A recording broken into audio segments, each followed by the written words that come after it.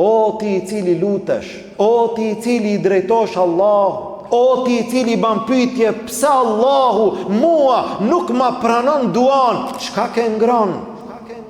Çka ke hangër? Me çka e ke ushqy vetveten? Me çka e ke ushqy familjen? Me çka i ke ushqy fëmijët e tu?